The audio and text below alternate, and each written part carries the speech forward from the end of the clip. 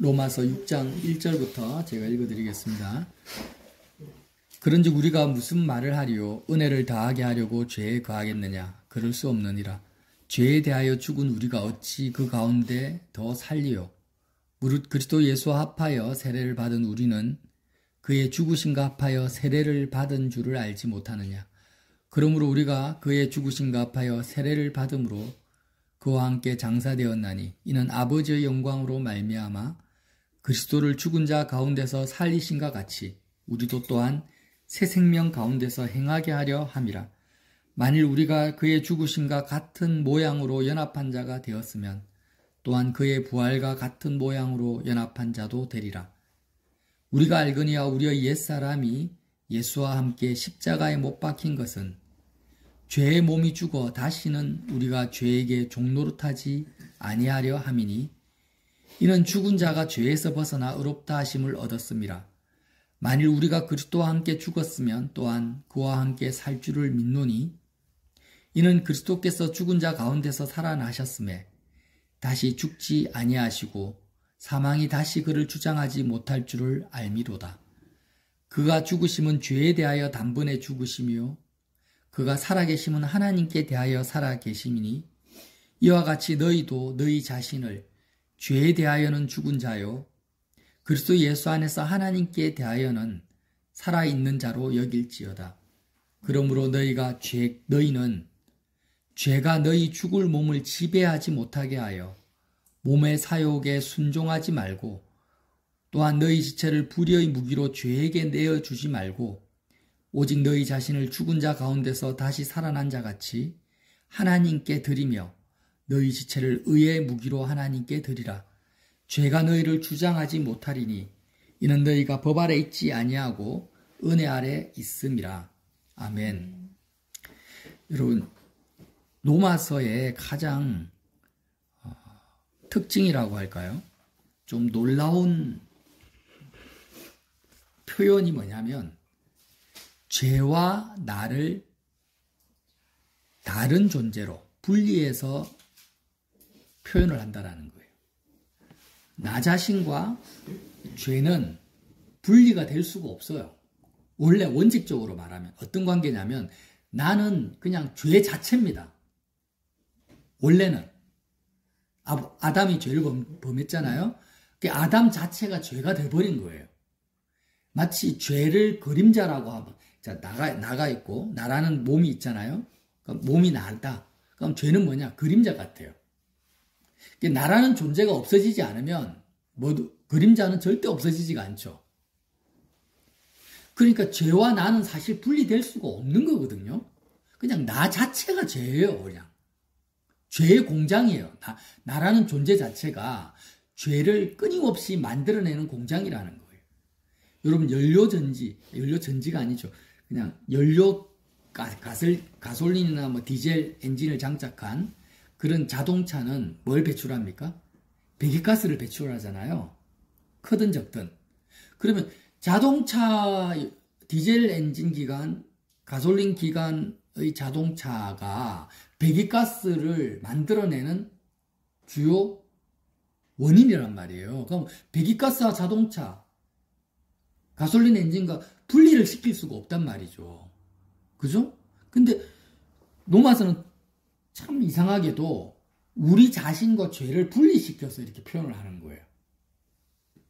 그러니까 우리는 원칙적으로 어떤 개념을 가져야 되냐면 아담이 타락했다. 그리고 나는 아담의 후손이다. 나는 죄 가운데서 태어난 거예요. 모태에서부터 죄악 중에 출생을 했습니다. 그리고 나라는 존재 자체가 죄의 공장, 죄를 만들어내는 근원이라니까요. 죄와 나는 분리가 될 수가 없는데 이렇게 분리해서 표현을 하는 이유는 뭐냐? 예수님 때문이에요. 예수님이 새로운 생명, 새 생명으로 우리에게 오셨기 때문에 나라는 존재와 죄를 분리해서 표현할 수 있게 된 거예요. 만약 예수님이 오시지 않았고 예수님이 우리의 새 생명이 아니라면 나와 죄는 분리가 안 됩니다. 분리해서 표현할 수가 없어요. 표현 자체를. 이해가 되시죠? 그래서 죄는 뭐냐? 하나님과 분리된 상태인데 그건 굉장히 개념적이고 그러나 실제적으로 죄는 뭐냐? 아담이 범죄하고 나서 어떻게 됐습니까? 자기 삶의 주인이 자기 자신이 된 거예요. 그전에까지는 하나님이 창조주시오 주권자이십니다. 그러나 아담이 범죄하고 나서 주권자 창조주 되신 하나님과 관계를 끊어버리고 자기 자신이 자기 삶의 주인이 된 거예요. 이게 뭐예요? 죄라는 거예요. 자, 다시 합시다. 죄라는 개념은 내가 내 삶의 주인인 거예요. 그러니까 내가 내 삶의 주인 된 상태, 그게 뭐라고요? 죄다. 이렇게 개념을 잡으시라는 거예요. 자, 세상에서 말하는 자유라는 것은 완전하게 내가 내 삶의 주인 된 상태가 자유라고 표현을 합니다. 세상 사람들이 말하는 자유. 근데 세상 사람들이 말하는 완전한 자유라는 것은 뭐냐? 완전한 죄인의 상태를 말하는 거예요. 이거 굉장히 중요한 겁니다. 마귀에게 다 쏟고 있어요. 그러니까 사람들은 아무 간섭도 안 받아. 누구의 지배도 받지 않아요. 북한의 김정은의 지배를 받는 것도 아니요.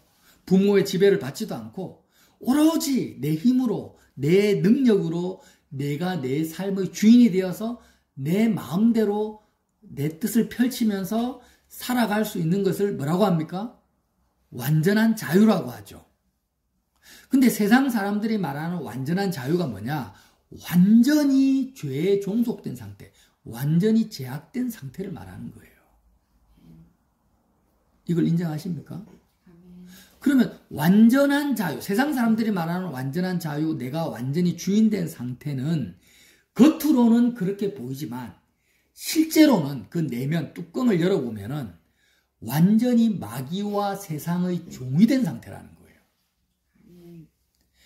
내가 열심히 노력해서 돈을 벌고 권력을 쟁취하고 내가 하고 싶은 것을 내 뜻대로 막 집도 사고 차도 사고 내가 하고 싶은 것을 마음껏 다 했어. 그런데 그 사람의 심령을 보면, 그 사람의 영혼을 보면 실제로는 뭐예요? 자기가 하고 싶은 것을 자기가 마음껏 했다, 자유를 누렸다라고 스스로는 생각할지 모르지만 그의 영혼은 세상의 가치관에 완전히 종이 되어 있고 마귀에게 완전히 사로잡혀서 그의 영혼은 쉼도 없고 평강도 없고 기쁨도 없는 상태에서 고통 속에서 살아가고 있어요. 그게 실제입니다. 실제. 자, 다시 한번 정리합니다. 사람들이 말하는 자유를 나도 추구하고 있다면 나는 마귀의 완전한 종으로 살아가고 있다. 이렇게 보시면 돼요. 예수님은 어떻게 사셨는가? 예수님 세상 사람들이 말하는 자기가 자기 삶의 주인 된 상태를 추구한 적이 없어요. 예수님은 오직 하나님의 종으로 살았습니다. 그죠? 하나님 아버지의 뜻대로만 살았어요. 완전한 하나님의 종으로 사셨는데 예수님은 모든 사람을 자유케 하는 삶, 구원을 주신 거예요. 이게 완전 역설이죠. 나의 삶에 내가 주인이 아니에요. 내가 주체가 아니에요.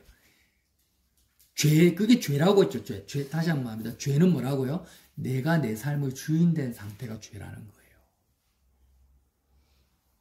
계속 죄악 중에 살고 싶습니까? 내가 계속 내 마음대로 살고 싶어요? 내 뜻대로 살고 싶어요? 내가 원하는 대로 내 삶을 계획하고 설계하고 추구하고 싶습니까? 나는 여전히 죄와 분리되지 않고 완전히 죄의 공장으로 살겠다 이런 뜻이에요. 사람들이 다 그렇게 살아요.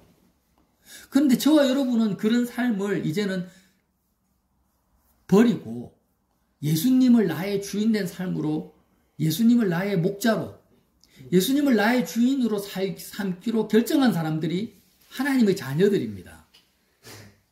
예수님은 완전히 하나님 아버지의 종으로 살았어요. 근데 그 예수님을 나의 주인으로 모시니까 우리는 어때요? 예수님과 함께 이제는 내가 내 삶의 주인이 아닌 거예요. 이것을 뭐라고 합니까? 죄에서 해방됐다. 죄에서 벗어났다라는 거예요. 죄에 대해서 죽었다라는 거예요. 아멘. 자, 로마서 6장 1절 다시 한번 보세요. 그런즉 우리가 무슨 말 하려? 은혜를 더하게 하려고 죄에 거하겠느냐? 죄에 거한다라는 게 네가 너의 삶의 주체로서 계속 살겠느냐 이 말이에요. 이해가 되시죠? 죄에 거한다라는 것은 네가 너 삶의 주인으로 살겠느냐라는 거예요. 내 몸의 주인이 나라면 내가 병들었을 때 내가 건강을 걱정해야 돼요. 그죠? 내 몸의 주인이 나라면, 내가 내 몸의 주인이라면, 내가 병들었을 때 내가 주인이니까 내가 책임져야 돼요. 내 몸을 내가 책임져야 돼요. 근데 내 몸의 주인이 내가 아니고 하나님이라면 내가 병들었을 때 나의 병을 걱정할 필요가 없어요. 내가 염려하거나 그것 때문에 붙잡고 씨름할 필요가 없어요. 왜? 내 몸의 주인은 하나님이니까 병들어도 하나님이 책임져 주시는 거예요. 내 몸이 죽는 것을 내가 걱정할 필요가 없어요.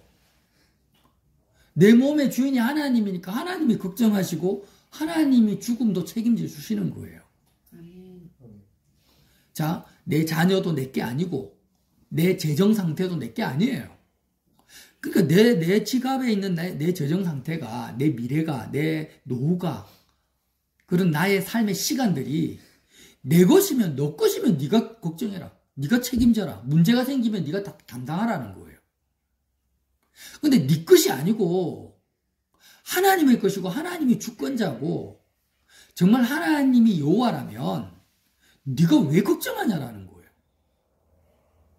네가 왜 너의 재산을 걱정하고 돈을 걱정하고 몸을 걱정하고 너의 자녀를 걱정하고 네 미래를 염려하냐라는 거예요. 네가 주인이 아닌데 이게 죄에서 해방됐다라는 거예요. 죄에서 해방되지 못한 사람들, 여전히 자기가 자기 삶의 주인인 사람은요, 삶의 모든 것을 고민해야 되고 염려해야 되고 계획해야 되고 대비책을 세워야 되고 자기가 책임을 져야 되고 불안해야 되고 그런 거예요.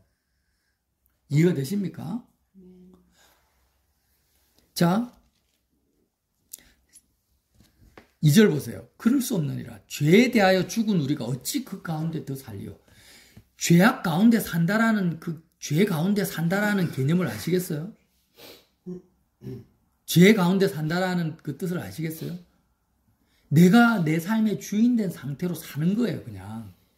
어찌 그 가운데 더 살리요? 죄에 대해서 죽었는데 네가 네 삶의 주인 된 너는 십자가에서 예수님과 함께 죽어버렸는데 이제 예수님이 너의 주인인데 왜 네가 너의 삶을 염려하고 걱정하며 죄 가운데 사느냐라는 거예요. 자, 6절 보세요. 로마서 6장 6절. 우리가 알거니와, 이제 우리는 안다. 뭘? 우리의 옛사람이, 내가 내 삶의 주인 된 그 옛사람이 예수와 함께 십자가에 못 박히신 것은 죄의 몸이 죽어 다시는 우리가 죄에게 종노릇하지 아니하려 함이라. 죄에게 종노릇한다. 이거 굉장히 역설적이죠. 자, 우리 몸이 있어요.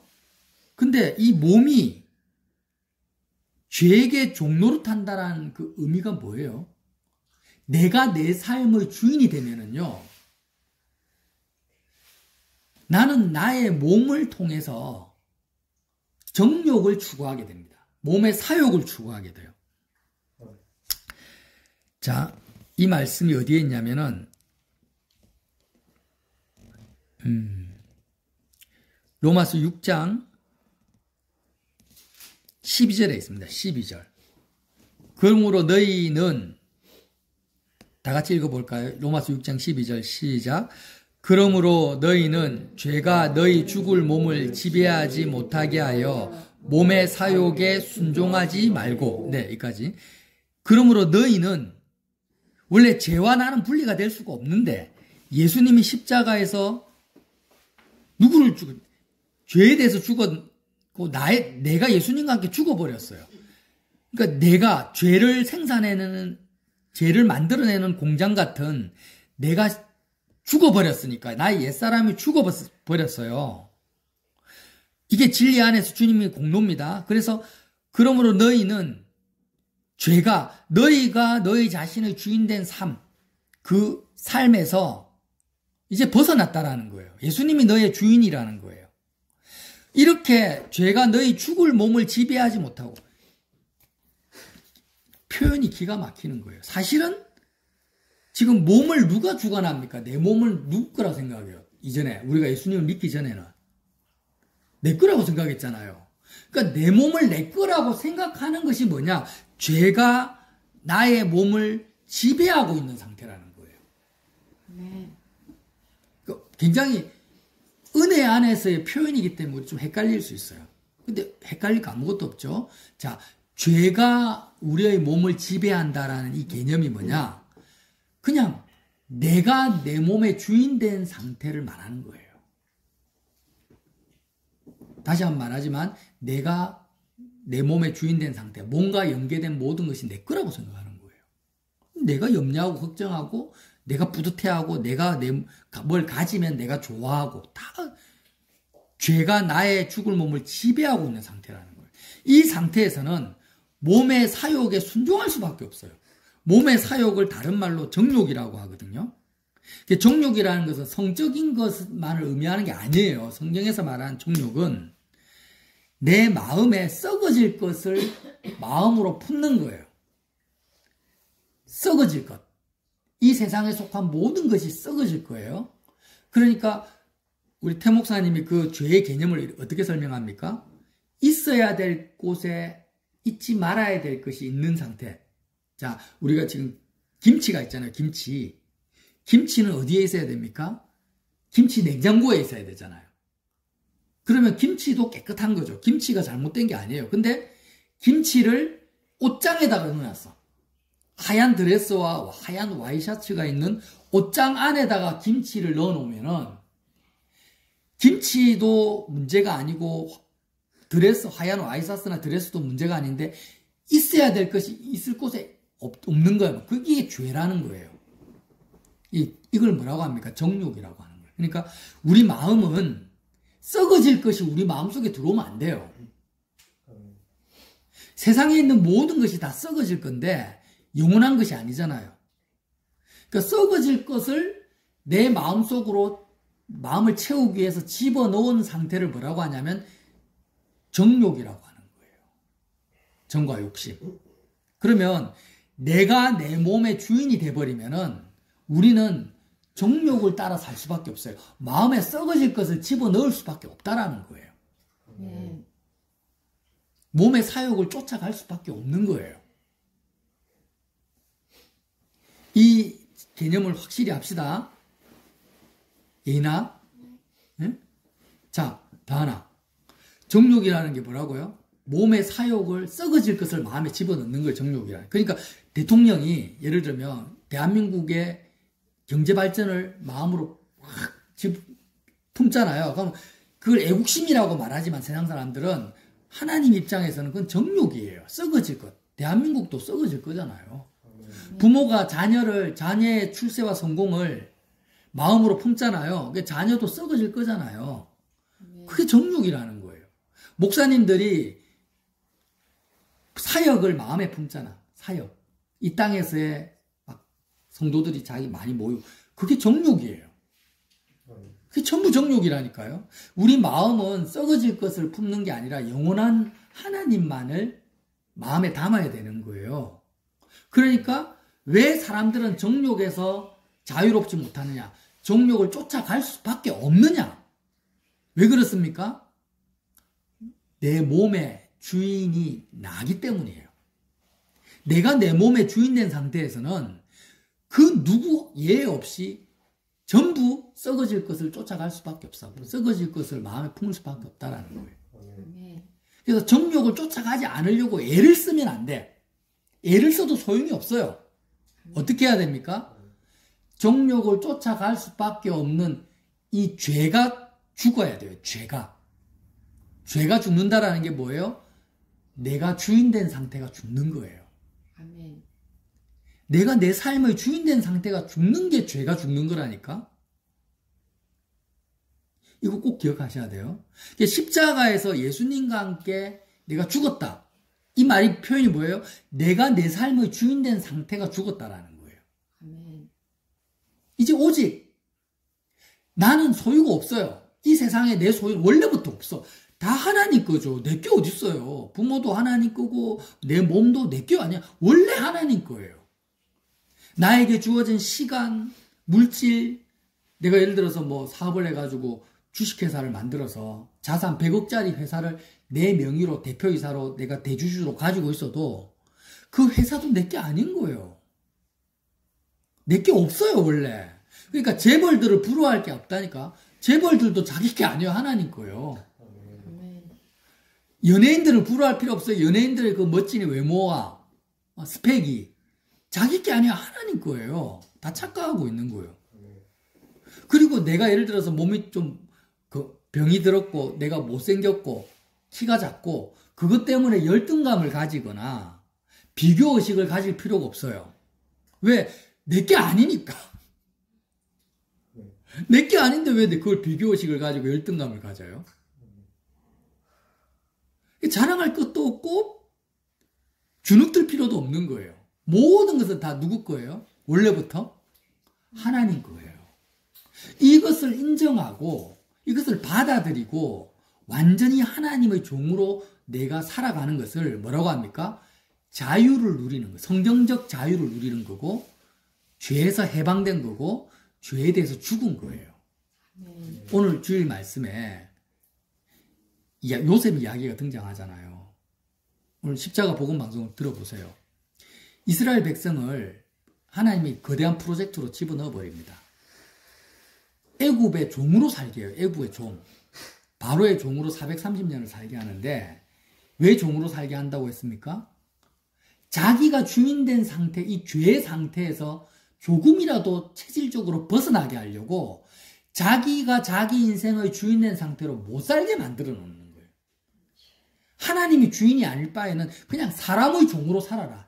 네가 네 삶의 주인 되지 말고 차라리 사람의 종으로 살아라는 거예요. 아멘. 그러니까 이제 인생이 해석이 되죠.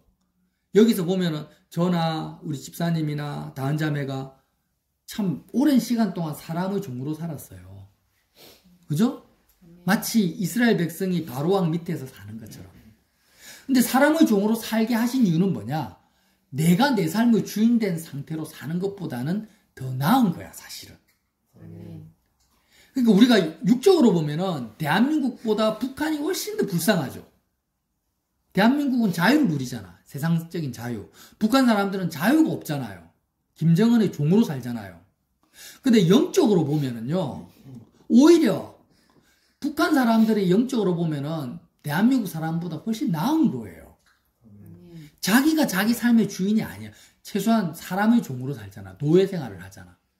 그러니까 하나님의 종이 될 가능성이 남한보다 북한이 더 많다 적다? 더 많은 거예요, 사실은. 영적으로 보면. 그러니까 대한민국에서 복음이 왕성해질 가능성은 남한에는 없어요. 제가 보기엔 남한에 없고 차라리 북한이 더 있어요. 아멘. 자, 그러면 이스라엘 백성이 애굽의 노예된 상태, 사람의 종이 된 상태에서 출애굽했을 때 이제 어떻게 살아야 돼요? 하나님을 바로왕 대신에 바로왕의 자리에, 김일성의 자리에, 김정은의 자리에 하나님이 들어와야 되잖아. 그런데 출애굽하고 나서 광야에서 어떻게 삽니까? 바로 자기가 주인 돼버려요. 내 삶의 주인이 이전에는 사람이었는데 이제는 내가 돼버려요. 상황이 더 좋아졌다 나빠졌다? 훨씬 나빠졌죠. 저와 여러분도 마찬가지예요. 이전에 이상한 사람의 종으로 됐다가 지금 이 양산 땅에 와가지고 하나님이 나의 삶의 주인이 아니라 내가 인간적인 자유, 세상에서 말하는 자유를 마음껏 누린다? 더 죄악된 삶으로 내가 들어간 거예요. 어떻게 해야 됩니까? 십자가 붙들고 그렇게 내가 내 삶의 주인 된 나는 죽어야 돼요. 죽었다고 믿고 이제는 예수님이 정말 하나님이 나의 모든 것의 주인이십니다. 하나님의 주권 안에 들어가는 거예요. 내게 없어져 버리는 거예요. 예수님처럼 내가 말하는 거나 행동하는 거나 모든 것을 하나님께 던져버려요. 너희 몸을 거룩한 산제사로 드려라. 여기에 전력 질주를 하는 것이 뭐냐? 하나님의 자녀된 저와 여러분이 가야 될 길인 거예요. 죄의 공장으로 살면 안 돼요, 이제는. 지금 그 말을 지금 한 거죠. 다시 한번 읽어보겠습니다. 11절, 6장 11절. 이와 같이 너희도 너희 자신을 죄에 대하여는 죽은 자요. 이제는 네 인생의 삶의 주인이 네가 아니라는 거예요. 그리스도 예수 안에서 하나님께 대하여 살아있는 자. 하나님께 대하여 살아있다라는 게 뭐예요? 하나님이 이제는 온전히 나의 삶의 주인 된 자로 여길지어라는 거예요. 12절 그러므로 너희는 죄가 너희 죽을 몸을 지배하지 못하게 하여 몸의 사욕에 순종하지 말고 오직 너희 지체를 불의의 무기로 죄에게 내주지 말고 옛사람에게 내주지 말고 네가 네 삶의 주인 된 상태로 살지 말고 오직 너희 자신을 죽은 자 가운데서 다시 살아난 자 같이 하나님께 드리며 오직 너희 자신을 누구에게 드리라고요? 하나님께 내어 드리라는 거예요. 너희 자신을 하나님께 드리며 너희 지체를 의의 무기로 하나님께 드리라는 거예요. 그러면 죄가 너희를 주장하지 못하리니 이는 너희가 법 아래 있지 아니하고 은혜 아래 있음이라. 로마서 말씀이 하나도 어려운 게 없습니다. 너무 쉽죠. 너무 간단하죠. 너무 단순하죠. 그래서 오늘 한 가지만 제가 제 자신에게 사실 말하지. 여러분한테 제가 말하는 게 아니에요. 솔직히 말하면. 제가 제 자신한테 말하는 거예요. 너무 잘 잊어버리니까. 뭐라고 이야기합니까? 죄는 내가 주인 된 내가 내 마음대로 살고 싶어 그냥 내가 죄 자체라니까요. 그 상태로 계속 살잖아요. 그냥 지옥행 바로 지옥행 사형수예요 그냥. 천국은요 오직 하나님이 주인 된 상태로 살아간 사람들이 들어가는 곳이에요. 내가 내 삶의 주인 된 상태에서 천국 들어갈 수 있습니까? 그럼 불가능한 거예요. 예수님이 보여주셨잖아요. 예수님은 자기 생각, 자기 뜻, 자기 정욕이 없었다니까요. 오직 하나님의 뜻만을 향해 살았는데 예수님만큼 자유롭게 행복하게 평강을 누리며 사는 게 없어요. 그러니까 보세요. 내가 내 삶의 주인이 됐다는 것은 하나님과 이미 어떤 상태? 대적하고 부딪히고 있는 상태예요. 내가 그냥 의식적으로 하나님 미워. 하나님은 나의 주인이 아니야. 이렇게 말하지 않아요. 내가 하나님과 싸우지 않아요. 내 의식적으로 생각으로. 그런데 내가 내 삶의 주인 된 상태 자체가 원래 주인이 하나님이기 때문에 내가 내 삶을 염려하고 내가 걱정하고 내가 계획하고 내 뜻을 펼치고 하는 것 자체가 주인 되신 하나님과 끊임없이 대적하고 싸우고 하나님을 거스르고 있는 상태라니까요. 하나님과 싸우고 있는데 그 사람의 마음에 어떻게 평강이 들어와요? 하나님과 지금 부딪히고 있고 하나님과 싸우고 있는데 어떻게 내 마음에 하나님의 평강을 주시며 기쁨을 주시며 자유를 주실 수 있겠습니까? 그건 말이 안 되는 거죠. 그러니까 세상에 자기가 주인 돼서 잘난 척하는 사람들은요. 그 마음에는 절대 뭐가 없다? 하나님과 싸우고 있기 때문에 평강이 없고 기쁨이 없고 자유가 있을 수가 없어요. 있을 수가 없어요. 근데 반대로 내가 십자가에서 내가 주인 된 상태를 죽여버리고 온전히 하나님의 주권을 내가 받아들여요. 완전히 하나님의 종이 돼버려요. 그러면은요, 그때 뭐가 주어지겠어요? 자유가, 진짜 자유가 주어지고 마음의 평강과 기쁨과 하나님이 나는 너 편이다. 나는 너의 아버지다. 너는 내 아들이다. 이렇게 말씀을 하시는 거예요. 내 영혼이 그걸 느낀다니까요. 거기서 나는 자유와 평강과 안식을 얻을 수, 쉼을 얻을 수가 있어요. 그래서 세상 사람들은 자기가 주인이기 때문에 뭐가 없어요? 쉼이 없어요. 안식이 없어요. 우리는 예수님 때문에 내가 주인된 내가 옛사람이 죽어버렸기 때문에 그 그리스도의 살과 그의 죽음에 참여할 때마다 우리에게 쉼이 주어져요. 안식이 주어져요. 하나님과 보조를 맞출 수가 있어요. 아버지의 뜻을 따라 살 수가 있어요. 내 뜻이 아니라 아버지 뜻을 따라 살 수 있어요. 이 영적 원리를 이제 아시죠? 그죠? 잊어버리지 맙시다. 그러니까 마음의 평강과 안식은요. 뭐가 세상 것들이 나에게 썩어질 것이 주어진다고 얻어지는 게 아니에요. 상황과 환경이 바뀌어서 나한테 얻어지는 게 아니에요. 그거 다 쏟는 거예요. 하나님과 싸우는 관계에서, 대적하는 관계에서 벗어나야만 주어져요. 내 삶 자체가, 내 영혼이 하나님을 대적하고 있고 내가 주인된 상태에서 하나님과 싸우고 있는데 어떻게 평강이, 안식이 주어집니까? 기쁨이 주어집니까? 아멘. 그건 없는 거예요. 그러니까 하나님과 화평해야 돼요. 하나님과 화해해야 되고 싸우는 것이 아니라 하나님과 교제를 해야 되는데, 이렇게 되려면은 십자가에서 주인된 내가 죽어야 돼요. 근데 끊임없이 우리는 속잖아요. 아, 네가 주인이 되어가지고 네가 원하는 세상에서 뭘 가져야 돼. 뭘 이루어야 돼. 이러면 네가 행복할 거야. 이게 속는 거예요. 자꾸 마귀한테. 그러면서 내가 주인된 상태를 내가 놓기가 싫은 거야. 몸이 건강해서 마음이 평강한 게 아니에요. 몸이 아파도 내 몸의 주권을 하나님께 온전히, 하나님이 주권자면은, 내가 내 몸의 주인이 아니면은 몸이 아파도 마음의 평강을 누릴 수 있다니까. 아멘. 돈이 많아야지 내 마음이 안식이 얻는 게 아니라, 돈이라는 소유권 자체가 하나님의 주인이 돼버리면 돈이 있든 없든 나는 돈하고 상관없이 살 수 있어요. 이 모든 것이 다 연결되어 있습니다. 그래서 오늘 로마서 6장 말씀처럼 정말 그리스도와 함께 죄에 대해서, 내 죄가 뭐라고요? 내가 주인된 상태예요. 그리스도와 함께 죽었으면 그와 함께 살 줄을 믿으시기를 예수님 이름으로 빌어드립니다.